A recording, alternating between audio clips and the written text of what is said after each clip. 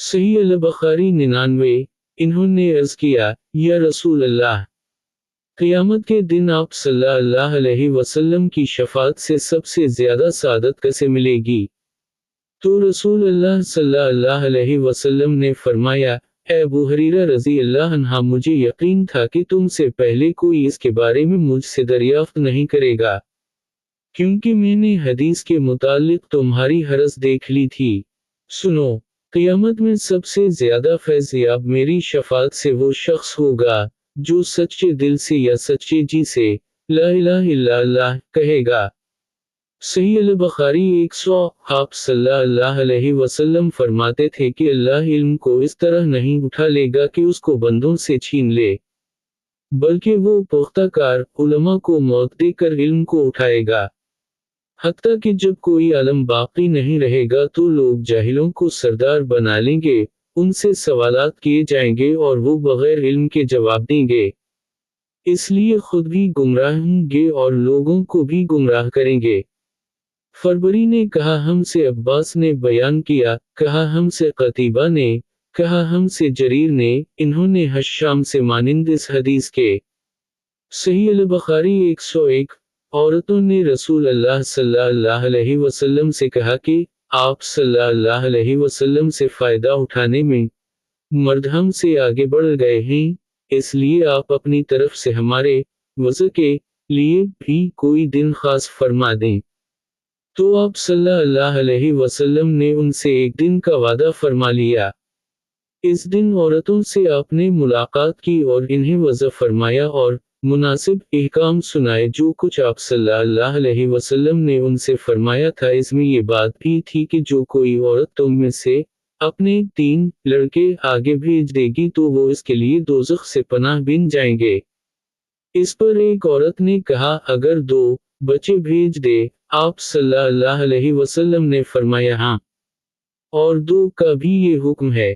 सही अल-बखारी 102।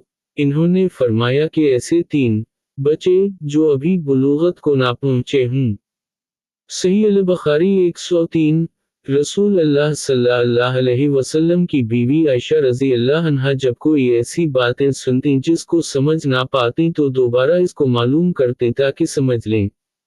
चुनांचे एक मर्तबा नबी करीम सल्लल्लाहु अलैहि वसल्लम ने फरमाया कि जिससे हिसाब लिया गया उसे अज़ाब किया जाएगा। आयशा रज़ी अल्लाह अन्हा फरमाती हैं कि ये सुनकर मैंने कहा कि क्या अल्लाह ने ये नहीं फरमाया कि अनकरीब इससे आसान हिसाब लिया जाएगा? रसूल अल्लाह सल्लल्लाहु अलैहि वसल्लम ने फरमाया कि ये सिर्फ अल्लाह के दरबार में पेशी का जिक्र है, लेकिन जिसके हिसाब में जांच पड़ताल की गई, समझो वो गारत हो गया। सही अल-बखारी 104।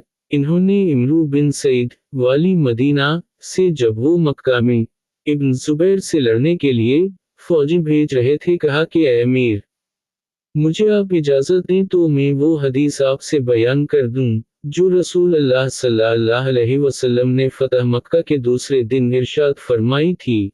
इस हदीस को मेरे दोनों कानों ने सुना और मेरे दिल ने उसे याद रखा है, और जब रसूल अल्लाह सल्लल्लाहु अलैहि वसल्लम ये हदीस फरमा रहे थे तो मेरी आँखें आप सल्लल्लाहु अलैहि वसल्लम को देख रही थीं। आप सल्लल्लाहु अलैहि वसल्लम ने पहले अल्लाह की हम्द व सना बयान की, फिर फरमाया कि मक्का को अल्लाह ने हराम किया है, आदमियों ने हराम नहीं किया। तो सुन लो कि किसी शख्स के लिए जो अल्लाह पर और यौम आखिरत पर ईमान रखता हो जायज़ नहीं है कि मक्का में खून रेज़ी करे या उसका कोई पेड़ काटे। फिर अगर कोई अल्लाह के रसूल के लड़ने की वजह से उसका जुवाज़ निकाले तो इससे कह दो अल्लाह ने अपने रसूल सल्लल्लाहु अलैहि वसल्लम के लिए इजाज़त दी थी, तुम्हारे लिए नहीं दी, और मुझे भी दिन के कुछ लम्हों के लिए इजाज़त मिली थी। आज इसकी हुर्मत लौट आई जैसी कल थी, और हाजिर गायब को ये बात पहुंचा दे। ये हदीस सुनने के बाद रावी हदीस अबू शरी से पूछा गया कि आपकी ये बात सुनकर इमरू ने किया जवाब दिया। कहा यूं कि अबू शरी, हदीस को मैं तुमसे ज्यादा जानता हूँ, मगर हरम मक्का किसी खताकार को या खून करके और फितना फैलाकर भाग आने वाले को पनाह नहीं देता। सही अल-बखारी 105।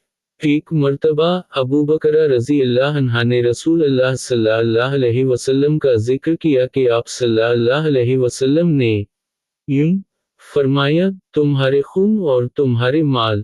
محمد کہتے ہیں کہ میرے خیال میں آپ صلی اللہ علیہ وسلم نے وَإِرَازْكُمْ کا لفظ بھی فرمایا، یعنی اور تمہاری آبروئیں تم پر حرام ہیں، جس طرح تمہارے آج کے دن کی حرمت تمہارے اس مہینے میں۔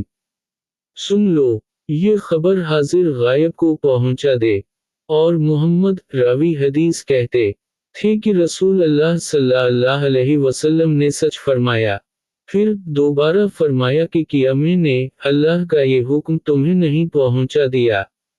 صحیح البخاری 106۔ میں نے علی رضی اللہ عنہ کو یہ فرماتے ہوئے سنا کہ رسول اللہ صلی اللہ علیہ وسلم نے فرمایا کہ مجھ پر جھوٹ مت بولو، کیونکہ جو مجھ پر جھوٹ باندھے وہ دوزخ میں داخل ہو۔ صحیح البخاری 107۔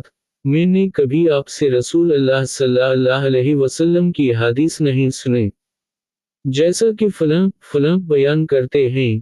کہا میں کبھی آپ سے الگ تھلگ نہیں رہا، لیکن میں نے آپ کو یہ بھی فرماتے ہوئے سنا ہے کہ جو شخص مجھ پر جھوٹ باندھے گا وہ اپنا ٹھکانہ جہنم میں بنا لے۔ صحیح البخاری 108۔ مجھے بہت سی حدیثیں بیان کرنے سے یہ بات روکتی ہے کہ نبی کریم صلی اللہ علیہ وسلم نے فرمایا کہ جو شخص مجھ پر جان بوجھ کر جھوٹ باندھے تو وہ اپنا ٹھکانہ جہنم میں بنا لے۔